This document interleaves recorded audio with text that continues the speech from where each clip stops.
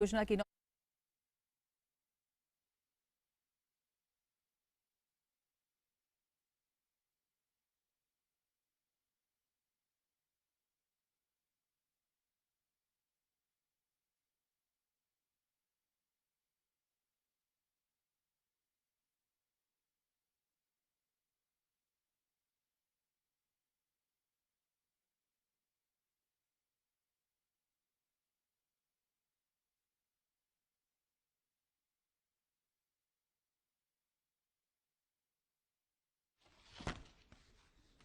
माननीय प्रधानमंत्री जी में सभी को नमस्कार।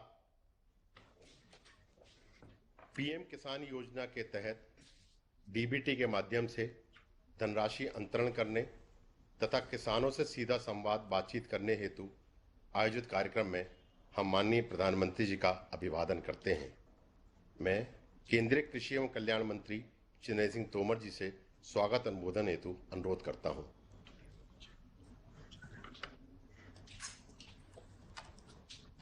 आज के इस अवसर पर हम सबके मध्य विराजमान हमारे देश के यशस्वी प्रधानमंत्री और विश्व के सबसे अधिक लोकप्रिय नेता माननीय श्री नरेंद्र मोदी जी इस अवसर पर साक्षी बन रहे विभिन्न राज्यों के माननीय मुख्यमंत्रीगण, केंद्रीय मंत्रिपरिषद के सभी सदस्य महानुभाव, केंद्रीय कृषि राज्य मंत्री श्रीमान कैलाश चौधरी जी, श्रीमती शोभा जी, राज्यों में उप मुख्यमंत्रीगण, कृषि मंत्रीगण, सचिव कृषि भारत सरकार और पूरे देश भर में सभी राज्यों में कृषि से संबंध रखने वाले हमारे अधिकारीगण और राज्यों में कृषि विज्ञान केंद्रों में, कृषि विश्वविद्यालयों में जुड़े हुए हमारे किसान भाइयों और बहनों, आज हम सबके लिए बहुत ही प्रसन्नता का विषय है कि आज माननीय प्रधानमंत्री जी के कर कमलों से 9,75,00,000 किसानों को 19,500 करोड़ रुपए की किस्त पीएम किसान योजना के अंतर्गत हर किसान के खाते में अंतरित की जाएगी। मैं मंत्रालय की ओर से माननीय प्रधानमंत्री जी का हृदय से धन्यवाद करना चाहता हूं, क्योंकि जब भी गांव, गरीब और किसान की बात आती है, प्रधानमंत्री जी कृपा पूर्वक मंत्रालय को समय देते हैं, किसानों से बातचीत करते हैं, उन्हें प्रोत्साहित करने का काम करते हैं और आने वाले कल में यह क्षेत्र अग्रणी क्षेत्र के रूप में बने, इस दृष्टि से प्रधानमंत्री जी का उदारतापूर्वक जो व्यवहार है वह देश की तरक्की के लिए भी मील का पत्थर है और हम सब मंत्रालय की ओर से माननीय प्रधानमंत्री जी का हृदय से बहुत बहुत स्वागत करते हैं, बहुत बहुत अभिनंदन करते हैं। माननीय प्रधानमंत्री जी की उपस्थिति के परिणाम स्वरूप आज देश भर में मुख्यमंत्रीगण, कृषि मंत्रीगण, केंद्रीय मंत्रीगण और किसान भाई और बहन 7 करोड़ से अधिक मात्रा में इस कार्यक्रम से जुड़े हुए हैं। उन सब का भी मैं इस अवसर पर हृदयपूर्वक बहुत बहुत स्वागत करता हूं, बहुत बहुत अभिनंदन करता हूं। आज 9 अगस्त है और प्रधानमंत्री जी ने 9 अगस्त का समय देश के किसानों के लिए दिया है, लेकिन यह तिथि देश के इतिहास में बहुत ही महत्वपूर्ण स्थान रखती है। आज ही के दिन भारत छोड़ो आंदोलन का आगाज हुआ था।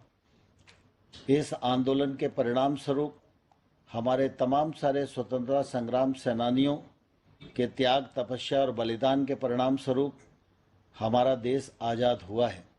इस अवसर पर मैं सभी उपस्थित किसान भाइयों और बहनों की ओर से स्वतंत्रता संग्राम सेनानियों के चरणों में विनम्र श्रद्धांजलि प्रस्तुत करता हूं। सारा देश इस बात का साक्षी है कि प्रधानमंत्री नरेंद्र मोदी जी लगातार देश के सर्वांगीण विकास की दृष्टि से काम कर रहे हैं। समग्र विकास हो, संतुलित विकास हो, देश आगे बढ़े, दुनिया में भारत की साख बढ़े, दुनिया में भारत की ताकत बढ़े, इस दृष्टि से लगातार उनका प्रयत्न रहा है। देश इस बात का साक्षी है कि इस बार जब ओलंपिक होने वाला था तो ओलंपिक से पूर्व भी उन्होंने खिलाड़ियों से चर्चा की, उनको प्रोत्साहित किया, उनका उत्साहवर्धन किया। खिलाड़ियों का परिश्रम, उनका समर्पण और प्रधानमंत्री जी का प्रोत्साहन, उसके परिणाम स्वरूप आज हम देख रहे हैं कि भारत को ओलंपिक में अनेक पदक प्राप्त हुए हैं। मैं यह कहूं तो अतिशयोक्ति नहीं होगी, ओलंपिक के इतिहास में भारत का यह सर्वश्रेष्ठ प्रदर्शन है। मैं किसान भाइयों और बहनों की ओर से सभी खिलाड़ियों को भी बहुत बहुत शुभकामनाएं इस मौके पर देना चाहता हूं और प्रधानमंत्री जी को बहुत बहुत बधाई इस अवसर पर देना चाहता हूं। हम जानते हैं कि प्रधानमंत्री जी ने 2014 में जब से काम संभाला तब से लगातार उनकी ये कोशिश रही है कि गरीब के जीवन स्तर में बदलाव आए और किसान की आमदनी दोगुनी हो।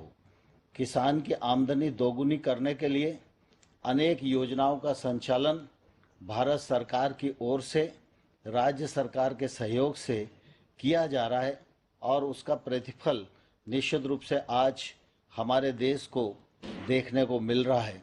जहां सुधार की आवश्यकता है वहां सुधार किए गए हैं। कृषि सुधार कानूनों को लागू किया गया है और नीम कोटिंग यूरिया जैसे अनेक प्रयत्न देश में किए गए हैं, जिसके कारण फर्टिलाइजर की व्यवस्था निश्चित रूप से किसान तक पहुंची है और किसान को जो हर साल आने वाली परेशानी होती थी उससे बचाव हुआ है। अभी कुछ ही दिन पूर्व हम सब जानते हैं कि जब डीएपी के अंतर्राष्ट्रीय भाव बढ़े और उस समय ऐसा लग रहा था कि अब किसान को महंगा डीएपी खरीदना पड़ेगा, लेकिन प्रधानमंत्री जी ने जरा सा भी समय नहीं लगाया, बैठक की, निर्णय किया और आदेश जारी किए।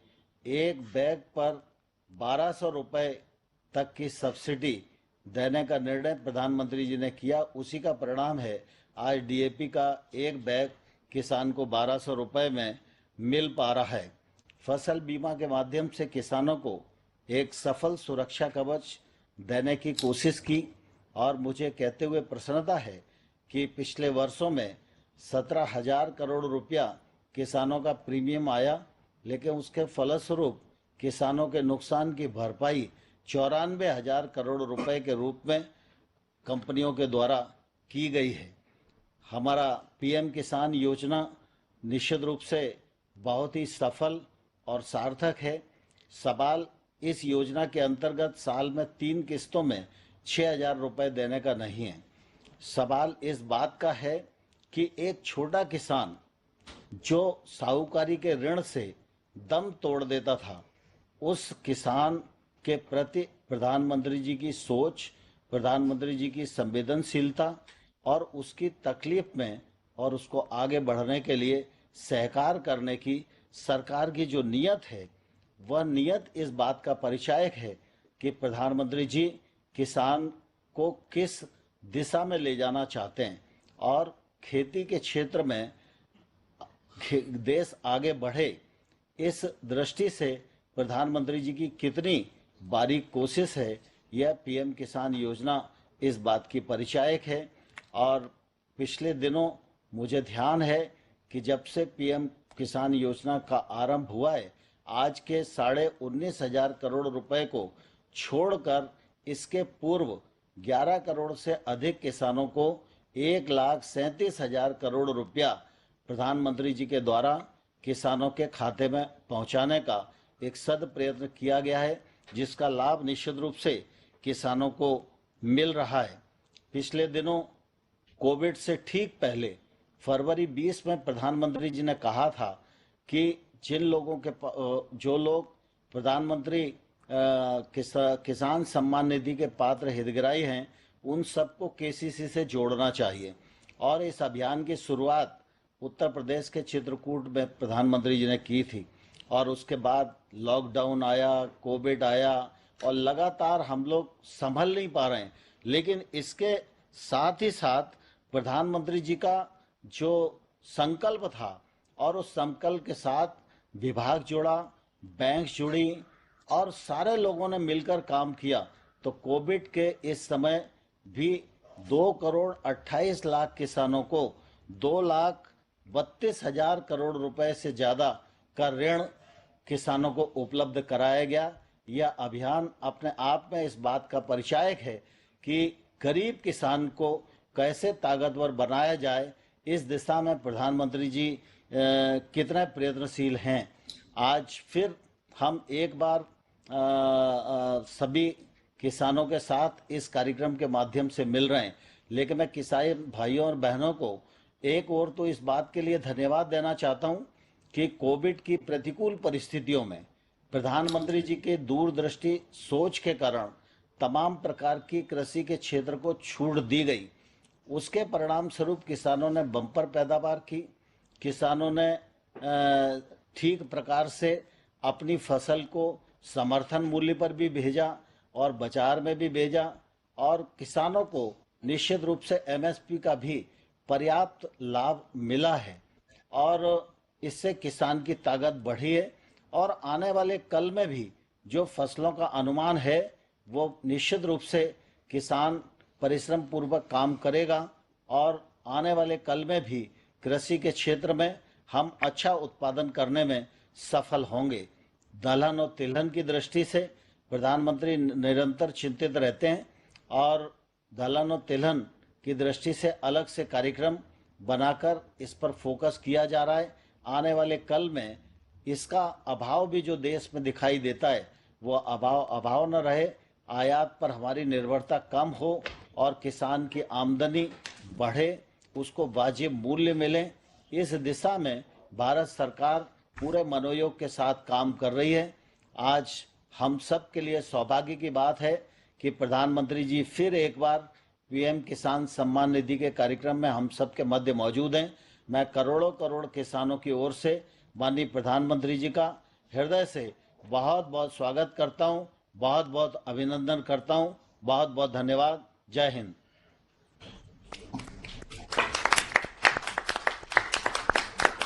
माननीय कृषि एवं किसान कल्याण मंत्री जी का धन्यवाद। अब हम माननीय प्रधानमंत्री जी के समक्ष एक फिल्म का प्रस्तुतिकरण कर रहे हैं। अन्नदाता किसान की खुशहाली और उनकी आय में वृद्धि के लिए भारत सरकार समर्पित है। माननीय प्रधानमंत्री श्री नरेंद्र मोदी जी के दूरदर्शी नेतृत्व में भारत सरकार 7 वर्षों से लगातार खेती को आधुनिक बनाने, किसान साथियों के हितों को सुनिश्चित करने और उनको आत्मनिर्भर भारत का मजबूत भागीदार बनाने के लिए निर्णायक और व्यापक कदम उठा रही है। हमने दुनिया भर में कृषि क्षेत्र में क्या क्रांति आई है, क्या बदलाव आए हैं, क्या नए इनिशिएटिव आए हैं, क्या अर्थव्यवस्था के साथ कैसे जोड़ा है, सारी चीजों का गहन अध्ययन किया। इसके बाद हमने अपने अलग अलग लक्ष्य बनाए और सभी पर एक साथ काम शुरू किया। किसानों को समर्पित भारत सरकार ने कृषि के बजट में 512% की वृद्धि की है, जहां वर्ष 2013-14 का कृषि बजट लगभग 22,000 करोड़ रुपए था। वहीं वर्ष 2020-21 का कृषि बजट 1,34,000 करोड़ रुपए से अधिक किया गया, जिसके कारण किसान कल्याण की विभिन्न योजनाओं का लाभ अन्नदाताओं को मिल रहा है। किसानों को अधिक लाभ देने के लिए सरकार ने अधिसूचित सभी 22 फसलों के न्यूनतम समर्थन मूल्य को लागत से 1.5 गुना किया है, जिसके तहत वर्ष 2013-14 की तुलना में वर्ष 2020-21 में धान के एमएसपी में 43% से अधिक और गेहूं में 41% की वृद्धि की गई है। साथ ही एमएसपी के तहत सरकार ने पिछले 5 सालों में वर्ष 2009 से 14 की तुलना में धान की 2 गुना, तिलहन की 11 गुना और दलहन की 88 गुना से अधिक मूल्य की खरीद की है। किसानों की आवश्यकताओं को ध्यान में रखते हुए कोरोना काल में भी 2 करोड़ से अधिक नए किसान क्रेडिट कार्ड जारी किए गए, जिसके माध्यम से अतिरिक्त 2 लाख करोड़ रुपए से अधिक का ऋण उपलब्ध कराया गया। सरकार के प्रयासों और किसानों की कड़ी मेहनत का ही परिणाम है कि खाद्यान्न के रिकॉर्ड उत्पादन के कारण कोरोना काल में 80 करोड़ से अधिक लोगों को प्रधानमंत्री गरीब कल्याण अन्न योजना के तहत खाद्यान्न की आपूर्ति सुनिश्चित की गई। उत्पादन में आत्मनिर्भर होने के साथ साथ फसल की कटाई के उपरांत उपज की हानि को रोकने और ग्रामीण क्षेत्रों में रोजगार सृजन के उद्देश्य से माननीय प्रधानमंत्री जी ने 1 वर्ष पूर्व एग्रीकल्चर इंफ्रास्ट्रक्चर फंड नामक एक महत्वाकांक्षी केंद्रीय योजना का भी शुभारंभ किया। इस योजना ने मात्र 1 वर्ष में ही सफलता की कई नई मिसालें कायम की हैं, जैसे कि राजस्थान के लाभार्थी श्री यशवर्धन मुंद्रा ने सॉर्टिंग एंड ग्रेडिंग यूनिट लगाकर रोजगार के अवसर पैदा किए। कर्नाटक की महिला उद्यमी श्रीमती ममता वी ने प्राइमरी प्रोसेसिंग सेंटर लगाकर प्रगति की नई राह चुनी है। मध्य प्रदेश के लाभार्थी श्री विपिन त्रिपाठी ने एग्रीकल्चर वेस्ट से बायोफ्यूल बनाने का इनोवेटिव प्राइमरी प्रोसेसिंग सेंटर लगाया है। किसानों को आत्मनिर्भर बनाने के निरंतर प्रयासों में प्रधानमंत्री किसान सम्मान निधि योजना का महत्वपूर्ण योगदान है, जिसकी शुरुआत 24 फरवरी 2019 को माननीय प्रधानमंत्री श्री नरेंद्र मोदी जी के द्वारा की गई। पीएम किसान योजना का पूरा खर्च भारत सरकार वहन करती है, जिसके तहत लाभार्थी किसानों को प्रतिवर्ष 6,000 रुपए की सम्मान राशि 2,000 रुपए की 3 समान किश्तों में सीधे उनके बैंक खातों में हस्तांतरित की जाती है। सभी भू जोतधारी किसानों को इसमें शामिल किया गया है। पीएम किसान योजना की लोकप्रियता और सफलता इसी बात से प्रमाणित होती है कि अब तक 10 करोड़ से अधिक किसानों के बैंक खातों में 1,37,000 करोड़ रुपए से अधिक की राशि सीधे ट्रांसफर की जा चुकी है। योजना की 9वीं किश्त के रूप में आज माननीय प्रधानमंत्री श्री नरेंद्र मोदी जी पीएम किसान के 9.5 करोड़ से अधिक लाभार्थियों के बैंक खातों में 19,000 करोड़ रुपए से अधिक की सम्मान राशि ट्रांसफर कर रहे हैं। आत्मनिर्भर हो रहे हैं किसान, मिल रही है उनको एक नई पहचान। वीडियो प्रस्तुतिकरण के लिए धन्यवाद। अब हम माननीय प्रधानमंत्री जी से अनुरोध करेंगे कि वे बटन दबाएं और प्रत्यक्ष लाभ अंतरण के माध्यम से 9,75,46,378 किसानों को 19,508 करोड़ रुपए से अधिक की धनराशि का अंतरण करें। यह धनराशि लाभार्थियों के खाते में अंतरित हो जाएगी।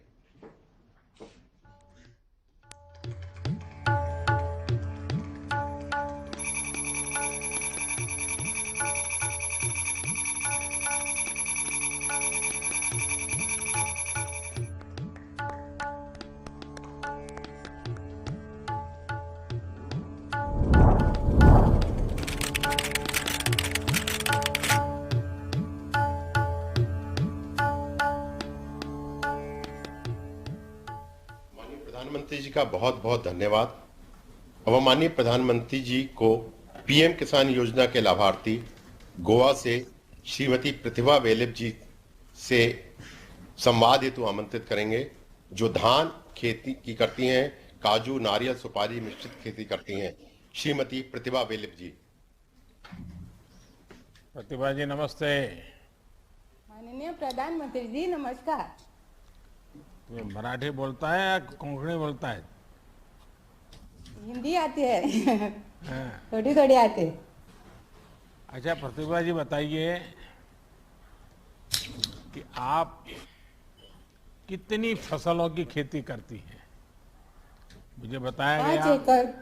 कि आप किसी खास पद्धति का इस्तेमाल करती हैं। जरा मुझे भी उत्सुकता हो गई, जरा समझो आप क्या करती हैं। प्रधानमंत्री जी, मैं मिश्रित खेती करती हूँ। इसमें नारियल, काजू, सुपारी, केले आदि शामिल हैं। इसके साथ मैं श्री पद्धति से चावल की भी खेती करती हूँ, जिसमें कम खर्च में अच्छी पैदावार होती है। अच्छा प्रतिभा जी, ये बताइए कि आपको पीएम किसान योजना के जरिए ये जो 2-2 हजार रुपये मिलते हैं, उसका आपके कितना लाभ होता है, कितना उपयोग होता है? इस योजना से राशि से मैं बीज, खाद, कीटनाशक लाने में खर्च करती हूँ। इस योजना से मुझे बहुत लाभ हुआ। तो प्रताप जी, आप हिंदी कैसे बोल लेती है? वहाँ आपके यहाँ तो सब कोंकणी बोलते हैं। और कोंकणी बोल रहे हैं। हिंदी फिल्में देखती होगी आप। देखती है और स्कूल में ही पढ़ ली था। हाँ, तो हिंदी स्कूल हिंदी में टीवी हिंदी सीरियल हिंदी देखती थोड़ी। हैं? हाँ, और बच्चों को भी पढ़ाती है। अच्छा, बच्चों घर को में। पढ़ाती है? हाँ। हाँ, बच्चों को। अच्छा, बच्चे क्या पढ़ते हैं अभी? अभी 2 की शादी हुई और इसने एक ने टीवाई किया था, दूसरी 10th, तीसरी 12th हो गई यानी ये टीवाई है। आप इतने सारे खेती के प्रयोग करती हैं, तो बाकी किसान देखने के लिए आते हैं? क्या आप करती हैं, कैसे करती हैं? एक साथ एक ही जमीन पे इतनी चीजें एक साथ करती हैं आप? नहीं, मेरा पति भी मुझे हाथ बढ़ाता है और बच्चे भी बढ़ाते हैं और मजदूर भी थोड़े लेते हैं। नहीं, अड़ोस पड़ोस के लोग आते हैं देखने के लिए, और खेत किसान आते हैं देखने? आते हैं। हाँ, तो वो लोग पूछते हैं कि आपने ये कमाल कैसे कर दिया? और उसको मालूम है, हाँ। उसने हमको एग्रीकल्चर में सब उसका ट्रेनिंग दिया था। अब सब लोग ऐसी श्री पद्धति में करते हैं। प्रतिभा जी, सबसे पहले तो आपको बधाई कि आप इतनी तरह की फसल उगाती हैं। इसमें धन्यवाद बहुत मेहनत प्रधानमंत्री जी। लगती है, फसलों का ध्यान रखना पड़ता है।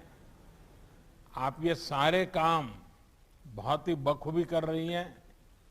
प्रतिभा जी, जब हमने पीएम किसान योजना शुरू की तो कहा जाता था कि इस रकम में किसान का क्या भला होगा। आज आपने बता दिया कि हमारे किसान इन रकम का कितना अच्छी तरह से इस्तेमाल कर रहे हैं। मेरी आपको बहुत शुभकामनाएं, और आपके बच्चे पढ़ लिख करके बहुत आगे जाएं, ये मेरे उनको आशीर्वाद हैं। आपको मेरे हृदय से प्रणाम। धन्यवाद। धन्यवाद श्रीमती प्रतिभा जी। माननीय प्रधानमंत्री जी को बताते हुए बहुत हर्ष हो रहा है कि आज ही के दिन गत वर्ष आपने कृषि अवसंरचना कोष AIF योजना शुरू की थी। आज उसके पूरे 1 वर्ष हो रहे हैं।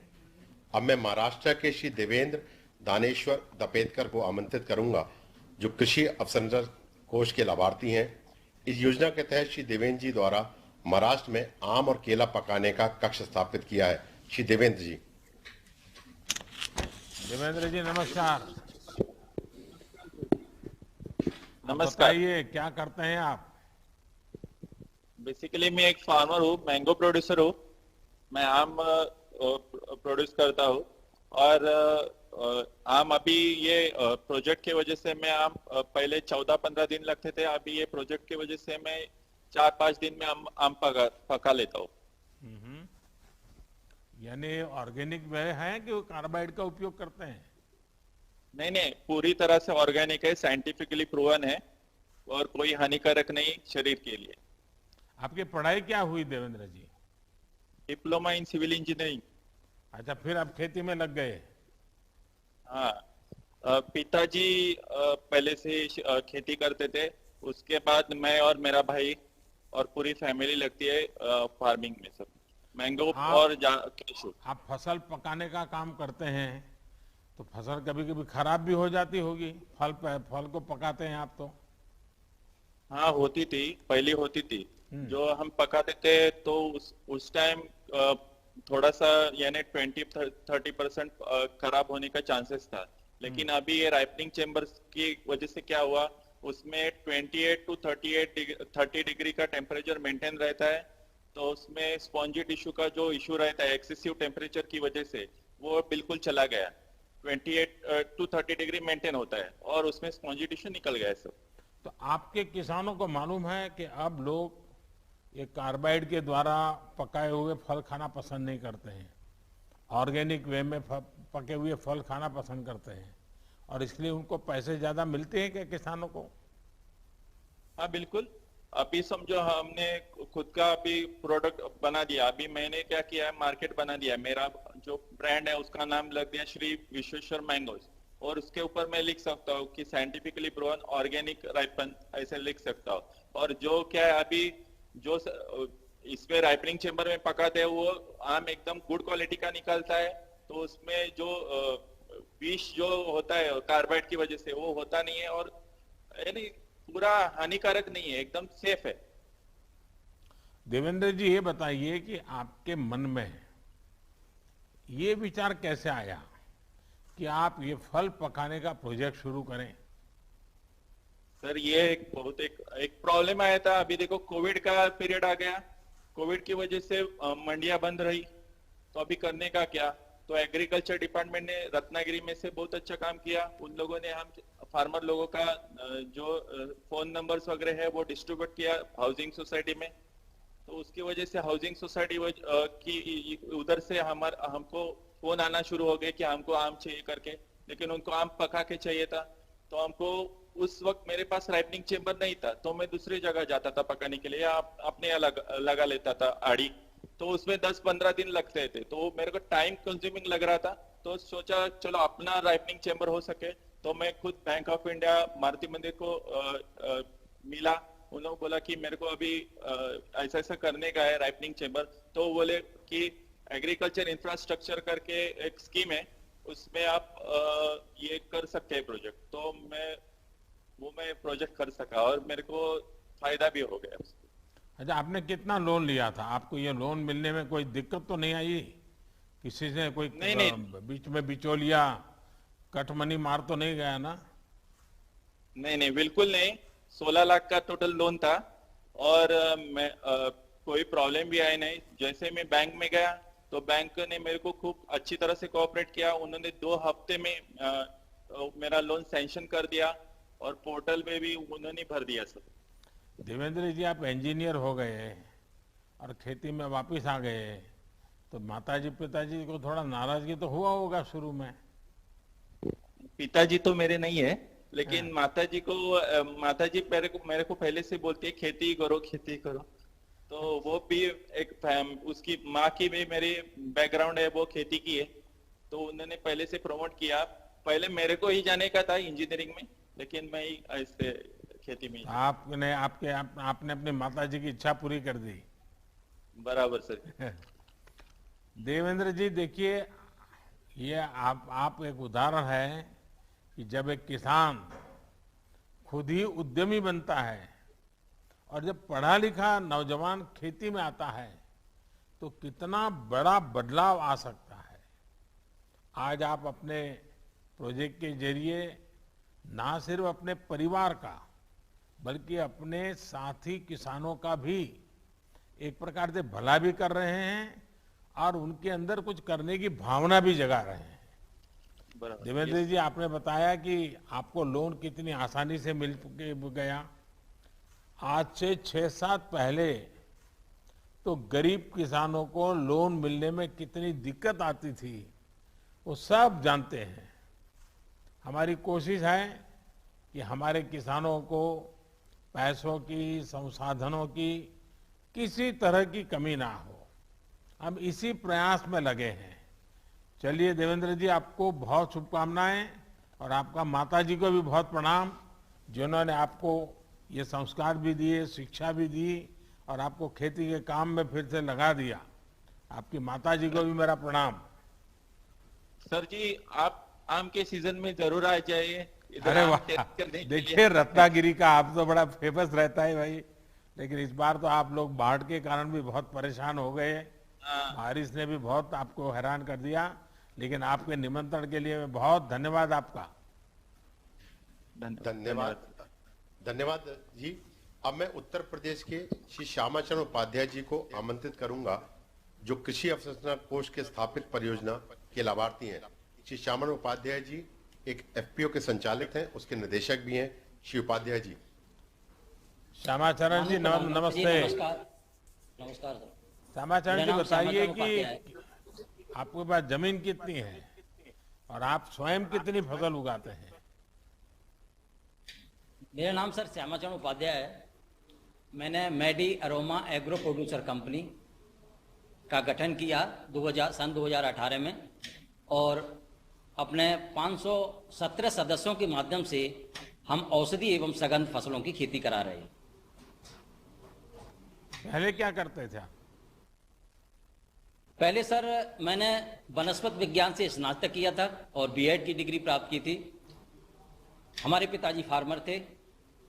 उसके बाद मैं एक इंश्योरेंस कंपनी में एग्जीक्यूटिव ऑफिसर के पद पर था। तो उसके बाद मेरा लगाव जो था कृषि की तरफ था, और चूंकि वनस्पत विज्ञान से मैंने स्नातक किया था तो औषधि और इन पौधों की तरफ ज्यादा रुचि थी मेरी। तो मैंने सीमैप से ट्रेनिंग ली। आप तो सरकार को भी जानते हैं, आप सब्जेक्ट को भी जानते हैं, और पूरी तरह आपने तो जीवन इसमें खपाया है। तो मुझे तो पक्का विश्वास है कि आपको सरकार की किस योजना का लाभ लेना चाहिए, कैसे लाभ लेना चाहिए, इसका पूरा पक्का ज्ञान होगा आपको। तो हाँ सर, तो अभी जो है एग्रीकल्चर इंफ्रास्ट्रक्चर फंड से हमारे जनपद में Seemanchal ice and chilling plant लगा हुआ है। तो हम अपनी औषधि फसलें हैं, फल हैं, सब्जियां हैं, तो इनको उसमें रखते हैं। जब मूल्य कम होता है, लेकिन जैसे ही मूल्य बढ़ता है तो वहाँ से निकाल कर हम मार्केट में बेचते हैं। तो इससे हमारे सदस्यों को, फार्मर सदस्यों को काफ़ी लाभ हो जाता है और उसकी गुणवत्ता भी बनी रहती है।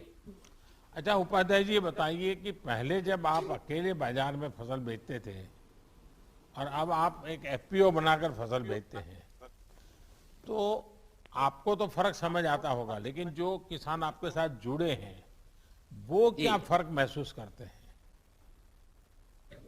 जी सर, हमारे जो सदस्य फार्मर हैं उनके लगभग 280 एकड़ भूमि है, 200 हेक्टेयर भूमि है।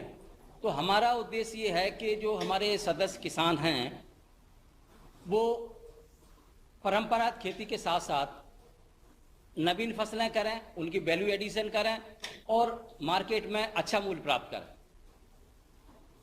और इनकम अच्छी होती है पहले की तुलना में? हाँ जी सर। कितना फर्क आया होगा? अब कितना फर्क आया होगा? पहले मानो 100 रुपया मिलता था तो अभी कितना मिलता होगा? जी सर, पहले मानो अगर 100 रुपया मिलता था तो आज 100 के बदले में कितना मिलता होगा? पहले से सर काफी अच्छा हो रहा है इस समय, क्योंकि एक तो ये एग्रीकल्चर इंफ्रास्ट्रक्चर फंड से ये जो हमारा चिलिंग प्लांट बना है, इससे भी हमको काफी इनकम में वृद्धि हुई है। क्योंकि हमको मूल्य में, जैसे हमारा मूल्य बढ़ता है तो हम इससे निकालकर मार्केट में बेच देते हैं, तो इससे काफी हमको राहत मिली है। उपाध्याय जी, मुझे बताया गया कि आप लोग भी अपने जिले में बने आइस एंड चिलिंग प्लांट का इस्तेमाल करते हैं। ये जो सुविधा मिली है इसके कारण भी आपकी फसलों को काफी फायदा होता होगा? सर, इससे ये है कि जब फसल तैयार होती है तो उस समय जो मूल्य अगर होता है, कम होता है, तो हम उसका उपयोग इस योजना के तहत तो उसमें रख देते हैं, और जैसे ही मूल्य बढ़ता है हम देखते हैं मार्केट में मूल्य अच्छा है तो हम इसको निकालकर मार्केट में बेच देते हैं। तो इससे हमें काफी लाभ है। पहले हमको तुरंत बेचना पड़ता था। देखिए श्यामा जी, आपने खुद बताया कि जब हमारे किसान एक एफपीओ बनाकर उपज बेचते हैं तो उनके जीवन में कितना बड़ा फर्क पड़ता है। इसी तरह जिले में एक आइस एंड चिलिंग प्लांट बनने में भी कितना बदलाव आया है। पिछले 6-7 साल में हमारी सरकार किसानों की आय दोगुनी करने के लिए ऐसे ही इकोसिस्टम बनाने का प्रयास कर रही है।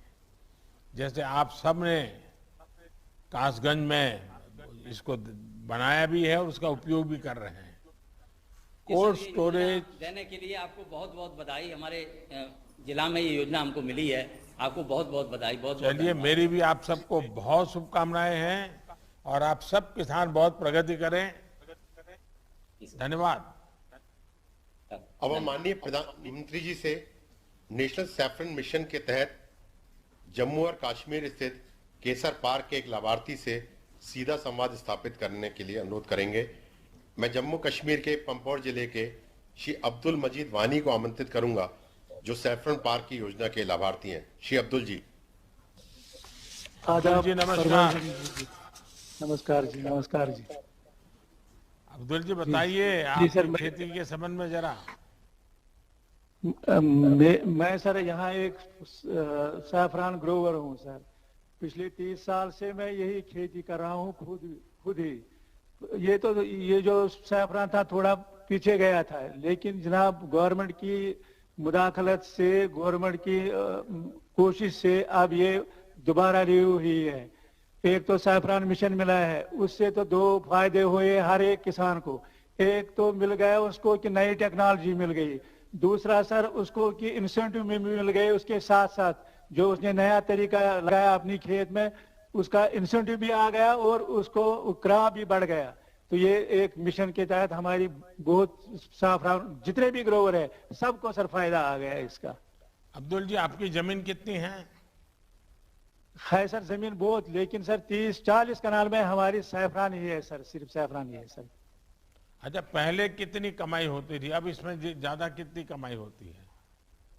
पहले सर कुछ नहीं, यहाँ हमारे क्या मार्केटिंग होती थी, कुछ नहीं सर। मसला हमारा बिक जाता था 90 से 1 लाख या 1,10,000 रुपए में। जब से सर ये स्पाइस पार्क यहाँ वजूद में आ गई, आपकी वसादत से हमारी आमदनी अब डबल हो गई है। मसलन 2,25,000 भी 2,30,000 रुपए भी हो जाता है। यहाँ पर जो ये ऑक्शन हुई है हमारी सैफरान की, हर एक फार्मर की जितने भी यहाँ जुड़े हुए हैं अभी, तो डबल फायदा हो गया। ये तो सर आपका जो ख्वाब था 2022 में एक फार्मर की डबल आमदनी होगी, लेकिन आपकी वसादत से हमारी आमदनी 21 में ही डबल हो गई सर। ये तो हम आपको बहुत ही धन्यवाद देते हैं सर। अच्छा अब्दुल जी, आपको किस योजना का लाभ मिला और इसके आपके जीवन में कितना फायदा पहुंचा? मिशन के तहत साहब, दूसरा तो ये जो GI टैग हमें मिल गया, यहाँ एक पहचान मिल गई कश्मीरी सैफरान की, ये तो हमारे लिए बहुत एक बड़ी बात है। हमें कुछ नहीं आता था मार्केट से, लेकिन जब से ये स्पाइस पार्क वजूद में आ गई सर, उससे हमें डबल फायदा आ गया सर। चलिए अब्दुल जी, आपने तो मुझे बताया कि आपकी उपज में भी बहुत फर्क आया है और 2022 में जो इनकम डबल होनी थी वो 21 में ही हो गई। बिल्कुल जनाब, बिल्कुल बताया कि आपकी उपज में करीब 2 गुनी वृद्धि हो गई है और आप 1 हेक्टेयर में ज्यादा और अच्छी गुणवत्ता वाली फसल उगा पा रहे हैं।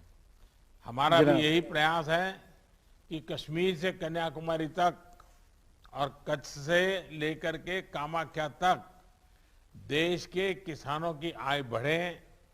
कश्मीर में केसर पार्क खोलने के पीछे भी यही भावना थी कि किसानों को तकनीक का फायदा मिल सके, जिससे हमारे कश्मीर के केसर की महक पूरी दुनिया में फैले। और आप लोग जो मेहनत कर रहे हैं उसका रंग लगा अब बराबर आ रहा है। मेरी आप सब केसर के किसानों को मेहनत की सर, गवर्नमेंट ने भी किया था, डिपार्टमेंट ने भी मेहनत की, तभी हम कामयाब हो गए इस बार। चलिए, मैं आपका बहुत आभारी हूँ। हम सब मिलकर के करेंगे और फिर से एक बार दुनिया में भारत के केसर का रंग और सुगंध दोनों पहुंचाएंगे। बहुत बहुत धन्यवाद। मुबारक जनाब, मुबारक मुबारक मुबारक साहब। अब माननीय प्रधानमंत्री जी बागवानी योजना के तहत उत्तराखंड स्थित एक लाभार्थी किसान से सीधा संवाद स्थापित करेंगे। अब मैं उत्तराखंड के टिहरी गढ़वाल जिले के श्री सुशांत उनियाल जी को आमंत्रित करूंगा, जो ढींगरी मशरूम उगाते हैं। श्री सुशांत जी। सुशांत जी नमस्ते। सर नमस्कार। सुशांत जी, मुझे बताया गया कि दिल्ली की प्राइवेट कंपनी में आप काम करते थे और ये सब छोड़ छाड़ करके आप फिर पहाड़ों में चले गए और खेती करने का विचार आपको आया, ये कैसे हुआ? सर इसका सबसे बड़ा कारण तो एक आप ही रहे हैं सर।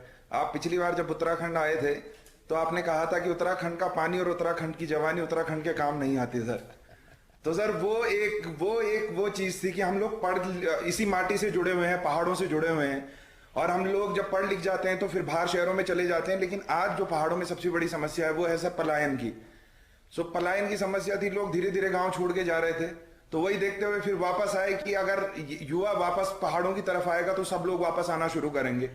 और फिर वो जो पुराने लोगों ने मकान छोड़े हुए थे, खंडर मकान थे, उस पे प्रयोग के तौर पर सर मशरूम फार्मिंग शुरू की। और जब पहले साल 30-40 हजार रुपए की आमदनी हो गई तो उसके बाद ये दिमाग में आया कि अब व्यावसायिक तौर पर इसका काम करना चाहिए सर। तो फिर जिला उद्यान अधिकारी जी से मिला और उन्होंने मुझे बताया कि इसके अंतर्गत एक स्कीम है MIDH की, और दूसरा मशरूम निदेशालय सोलन में जाके आपको 10 दिन का प्रशिक्षण लेना पड़ेगा सर।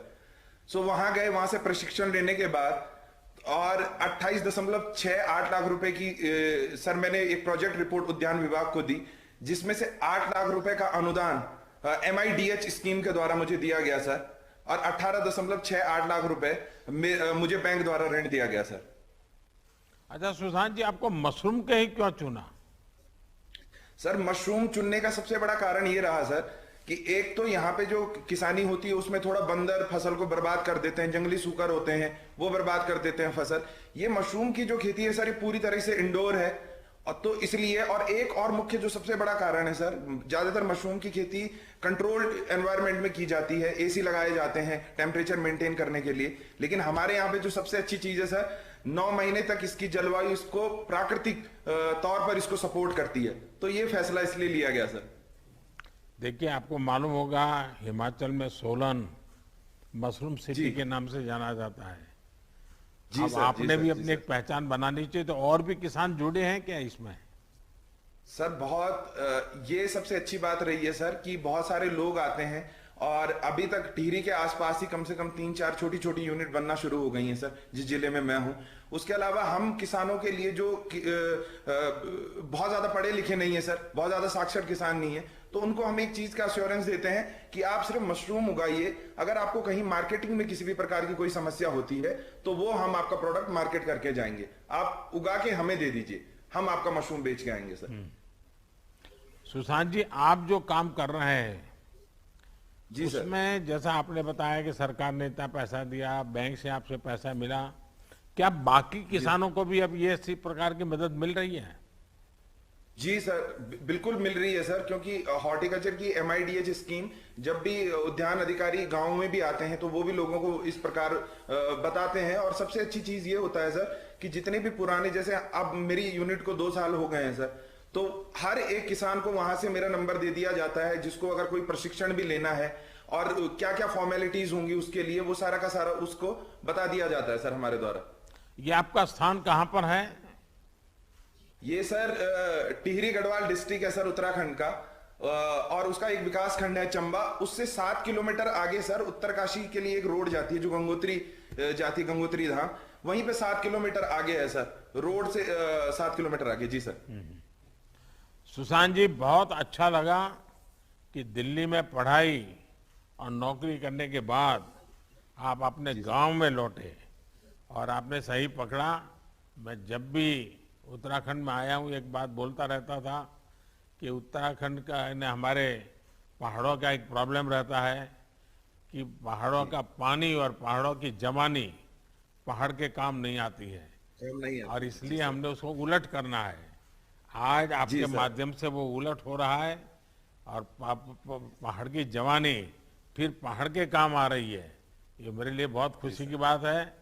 वहां पर लोगों को पलायन न करने के लिए आपने प्रेरित किया है। आप जैसा पढ़ा लिखा युवा जब खेती करता है तो कितना बदलाव आता है। हमारी सरकार की कोशिश है कि हम गांव और शहर में सुविधाओं के भेद को कम से कम कर सकें। जो युवा अपने गांव में आकर खुद के लिए, अपने गांव के लिए कुछ करना चाहते हैं, उनकी हर स्तर पर मदद कर सके।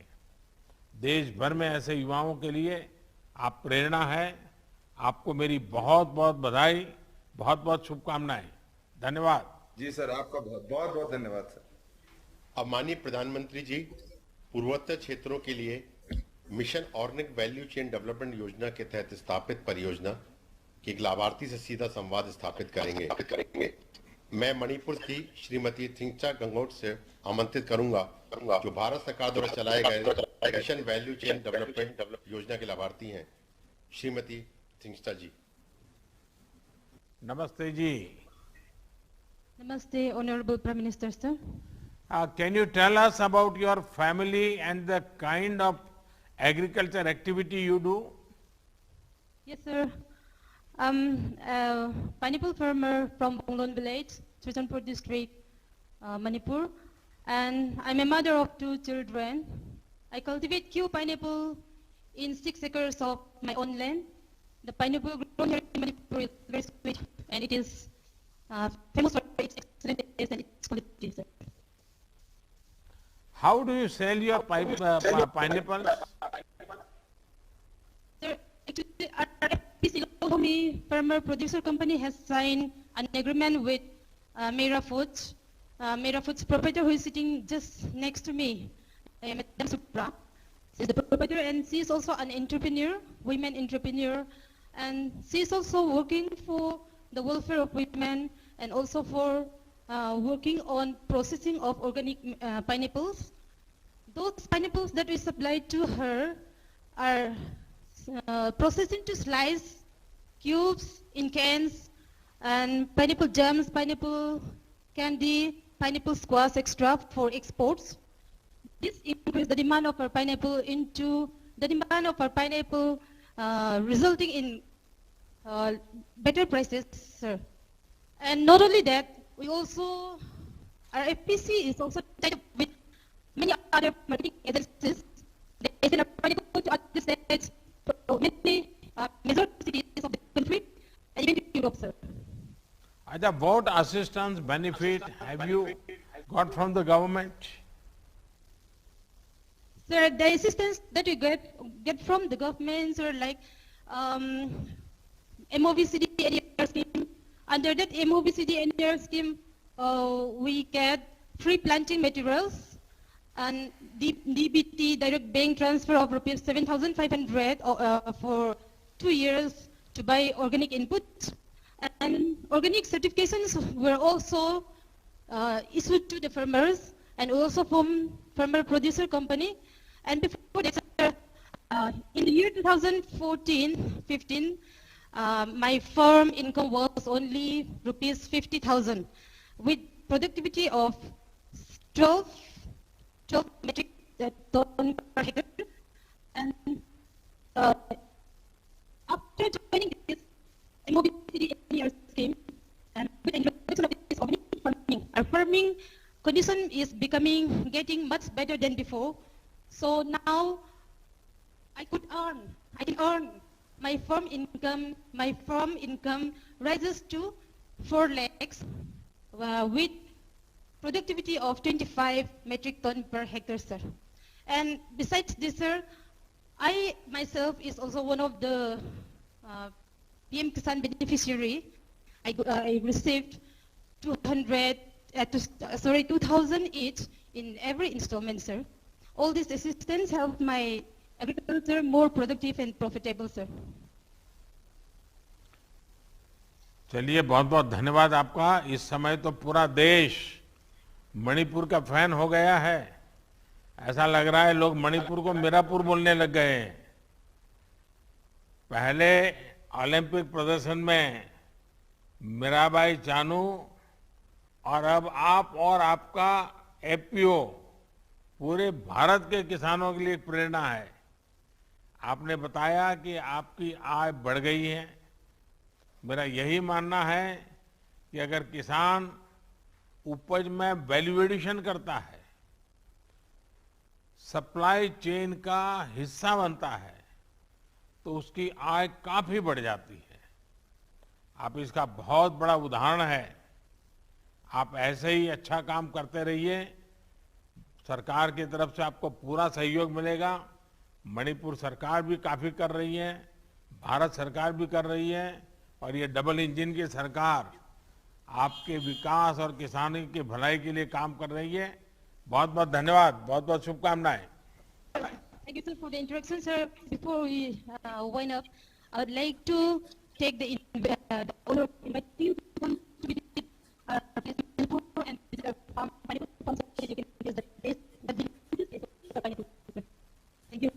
Thank you for the introduction, sir. धन्यवाद। Thank you. माननीय प्रधानमंत्री जी का किसानों से संवाद हेतु बहुत बहुत धन्यवाद। वह माननीय प्रधानमंत्री जी से देश को संबोधित करने का अनुरोध करेंगे। माननीय प्रधानमंत्री।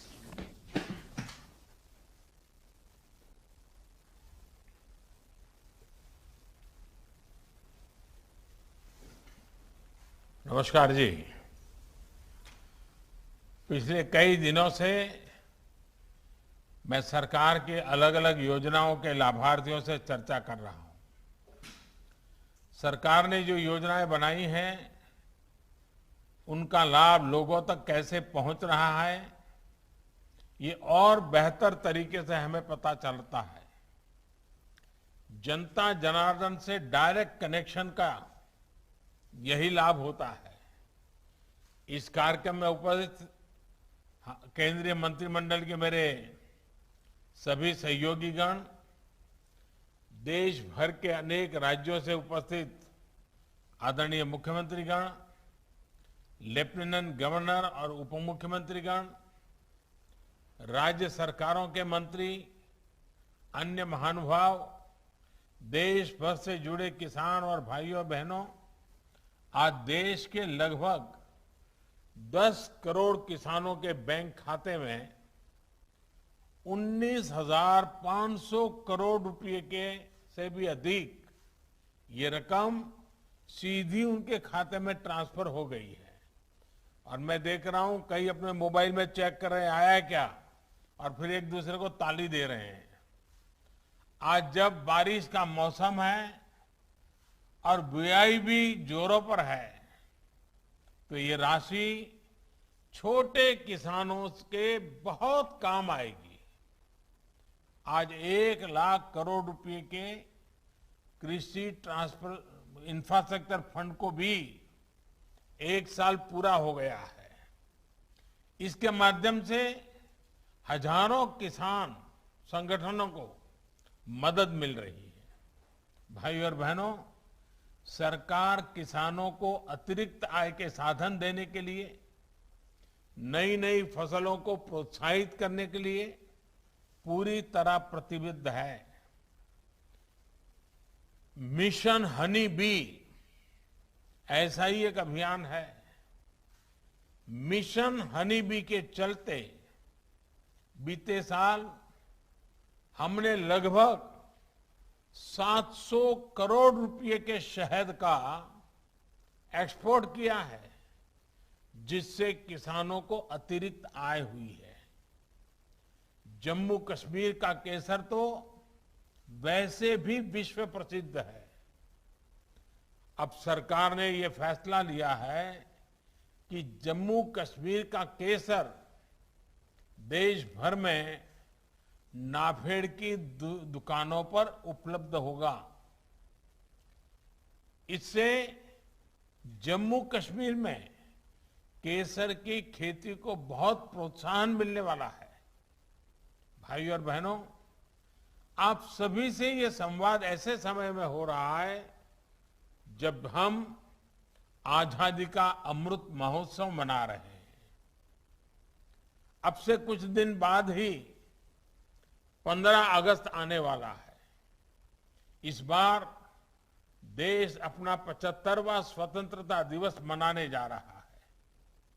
ये महत्वपूर्ण पड़ाव हमारे लिए गौरव का तो है ही, ये नए संकल्पों, नए लक्ष्यों का भी एक बहुत बड़ा अवसर है। इस अवसर पर हमें ये तय करना है कि आने वाले 25 वर्षों में हम भारत को कहां देखना चाहते हैं। देश जब आजादी के 100 वर्ष पूरा करेगा 2047 में, 2047 में, तब भारत की स्थिति क्या होगी, ये तय करने में हमारी खेती, हमारे गांव, हमारे किसानों की बहुत बड़ी भूमिका है। ये समय भारत की कृषि को एक ऐसी दिशा देने का है जो नई चुनौतियों का सामना कर सके और नए अवसरों का भरपूर लाभ उठा सके।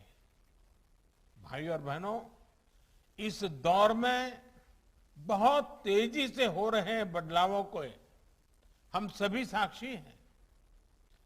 चाहे मौसम और प्रकृति से जुड़े बदलाव हो, खान पान से जुड़े बदलाव हो, या फिर महामारी के कारण पूरी दुनिया में हो रहे बदलाव हो, हमने बीते 1.5 वर्ष में कोरोना महामारी के दौरान इसको अनुभव भी किया है। इस कालखंड में देश में ही खान पान की आदतों को लेकर बहुत जागरूकता आई है। मोटे अनाज की, सब्जियों और फलों की, मसालों की, ऑर्गेनिक उत्पादों की डिमांड अब तेजी से बढ़ रही है। इसलिए भारतीय कृषि उसको भी अब इसी बदलती आवश्यकताओं और बदलती मांग के हिसाब से बदलना ही है। और मुझे हमेशा से विश्वास है कि हमारे देश के किसान इन बदलावों को जरूर आत्मसात करेंगे। साथियों, इस महामारी के दौरान भी हमने भारत के किसानों का सामर्थ्य देखा है। रिकॉर्ड उत्पादन के बीच सरकार ने भी प्रयास किया है कि किसानों की परेशानी कम से कम हो। सरकार ने खेती और इससे जुड़े हर सेक्टर को बीज, खाद से लेकर अपनी उपज को बाजार तक पहुंचाने के लिए हर संभव प्रयास किए हैं, उपाय किए हैं। यूरिया की सप्लाई निर्बाध रखी, डीएपी जिसके दाम अंतर्राष्ट्रीय बाजार में इस कोरोना के चलते कई गुना बढ़ गए, उसका बोझ भी हमारी सरकार ने किसानों पर पड़ने नहीं दिया। सरकार ने तुरंत इसके लिए 12,000 करोड़ रुपए का इंतजाम किया। साथियों, सरकार ने खरीफ हो या रबी सीजन, किसानों से एमएसपी पर अब तक की सबसे बड़ी खरीद की है।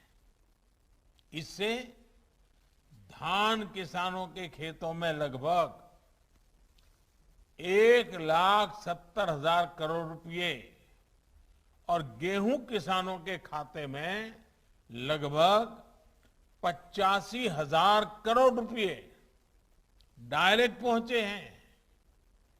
किसान और सरकार की इसी साझेदारी के कारण आज भारत के अन्न भंडार भरे हुए हैं।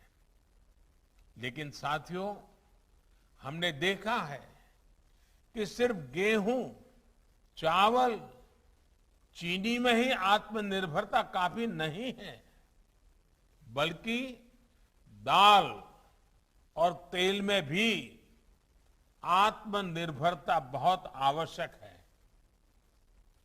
और भारत के किसान ये करके दिखा सकते हैं। मुझे याद है कि कुछ साल पहले जब देश में दालों की बहुत कमी हो गई थी, तो मैंने देश के किसानों से दाल उत्पादन बढ़ाने का आग्रह किया था। मेरे उस आग्रह को देश के किसानों ने स्वीकार किया। परिणाम ये हुआ कि बीते 6 साल में देश में दाल के उत्पादन में लगभग 50% की वृद्धि हुई है। जो काम हमने दलहन में किया या अतीत में गेहूं, धान को लेकर किया, अब हमें वही संकल्प खाने के तेल के उत्पादन के लिए भी लेना है। ये खाद्य तेल में हमारा देश आत्मनिर्भर हो, इसके लिए हमें तेजी से काम करना है। भाइयों और बहनों, खाने के तेल में आत्मनिर्भरता के लिए अब राष्ट्रीय खाद्य तेल मिशन ऑयल पाम का संकल्प लिया गया है। आज देश भारत छोड़ो आंदोलन को याद कर रहा है, तो इस ऐतिहासिक दिन ये संकल्प हमें नई ऊर्जा से भर देता है। इस मिशन के माध्यम से खाने के तेल से जुड़े इकोसिस्टम पर 11,000 करोड़ रुपए से अधिक का निवेश किया जाएगा। सरकार ये सुनिश्चित करेगी कि किसानों को उत्तम बीज से लेकर टेक्नोलॉजी, उसकी हर सुविधा मिले।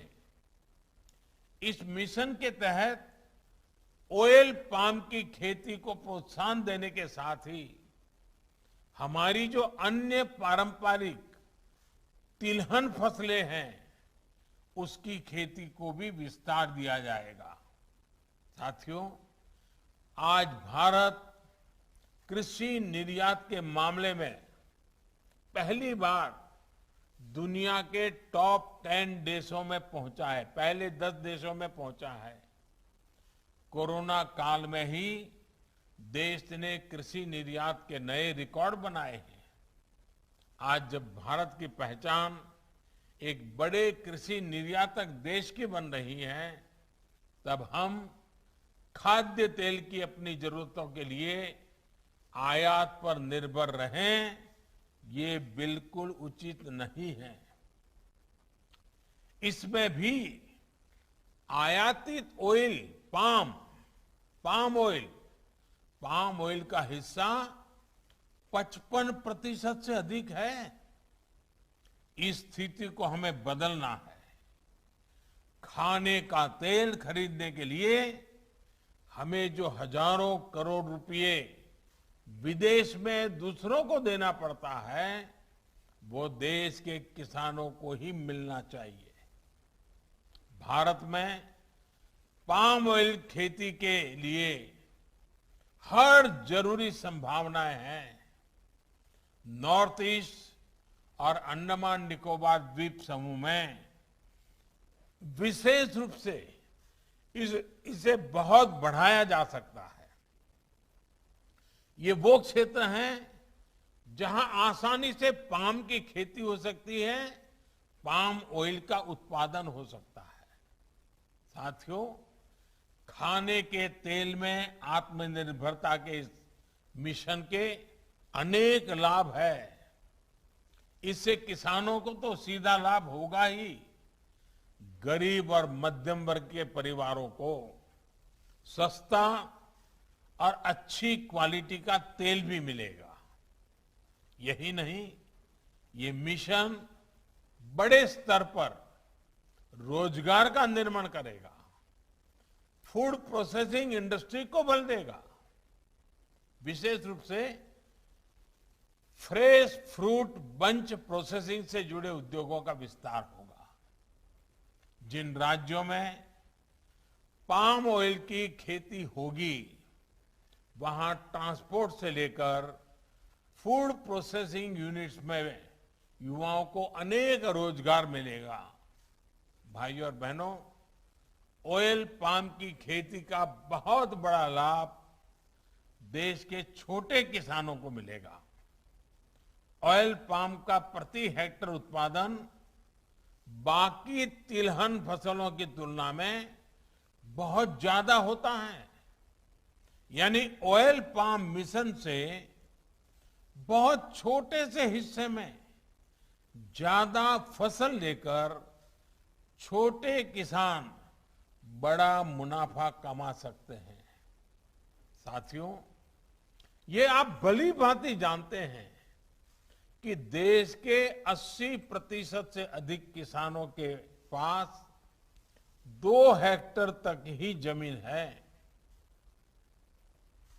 आने वाले 25 साल में देश की कृषि को समृद्ध करने में इन छोटे किसानों की बहुत बड़ी भूमिका रहने वाली है।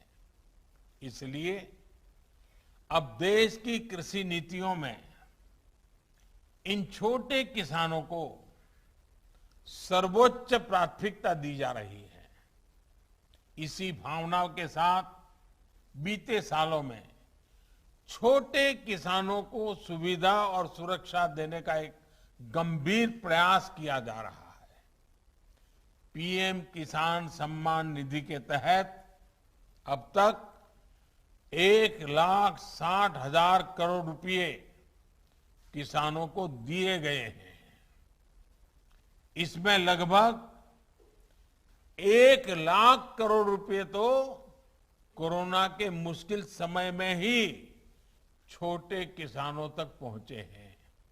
यही नहीं, कोरोना काल में ही 2 करोड़ से ज्यादा किसान क्रेडिट कार्ड जारी किए गए, जिनमें से अधिकतर छोटे किसान हैं। इनके माध्यम से किसानों ने हजारों करोड़ रुपए का ऋण भी लिया है। कल्पना कीजिए, अगर ये मदद छोटे किसानों को ना मिलती तो 100 वर्ष की इस सबसे बड़ी आपदा में उनकी क्या स्थिति होती। उन्हें छोटी छोटी जरूरतों के लिए कहां कहां नहीं भटकना पड़ता।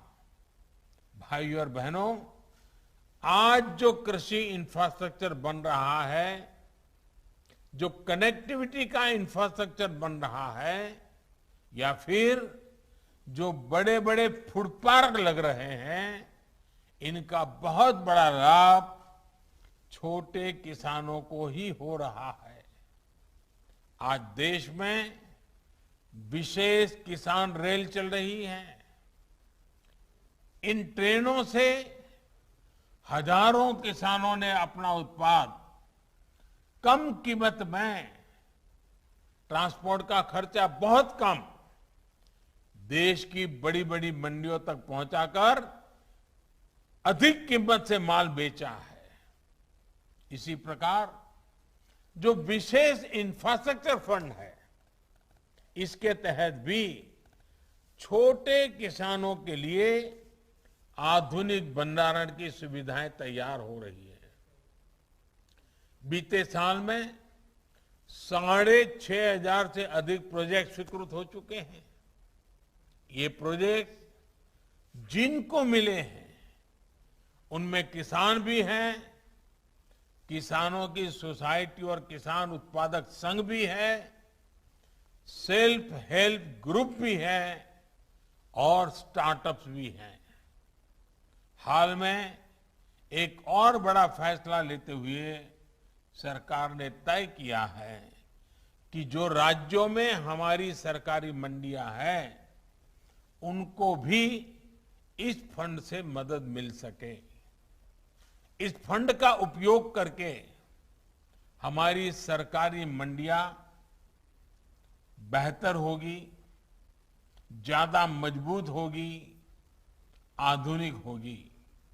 भाइयों और बहनों, इंफ्रास्ट्रक्चर फंड हो या फिर 10,000 किसान उत्पादक संघों का निर्माण, कोशिश यही है कि छोटे किसानों की ताकत को बढ़ाया जाए, छोटे किसानों की बाजार तक पहुंच भी अधिक हो और बाजार में मोलभाव करने की उनकी क्षमता भी वृद्धि हो।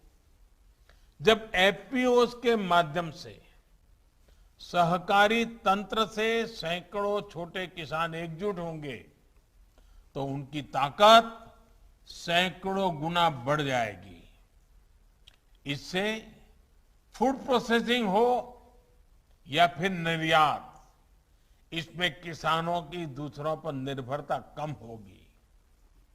वो स्वयं भी सीधे विदेशी बाजार में अपना उत्पाद बेचने के लिए स्वतंत्र होंगे।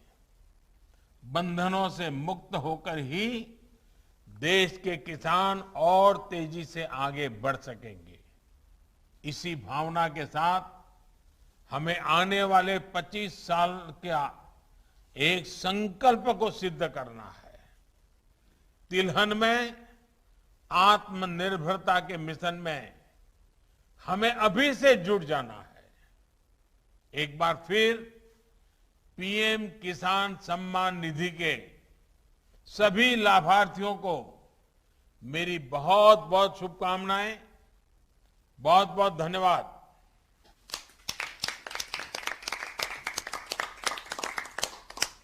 माननीय प्रधानमंत्री जी का बहुत बहुत धन्यवाद। कार्यक्रम के अंत में हम माननीय प्रधानमंत्री जी, केंद्रीय कृषि कल्याण मंत्री जी, उपस्थित माननीय मुख्यमंत्रीगण, केंद्रीय और राज्य के मंत्रीगण को अपना अपार आभार व्यक्त करते हैं जिन्होंने इस कार्यक्रम की शोभा बढ़ाई। मैं इस कार्यक्रम में उपस्थित सभी गणमान्य व्यक्तियों का भी, किसान भाई बहनों का भी आभार प्रकट करता हूं। सभी को पुनः नमस्कार। जय हिंद।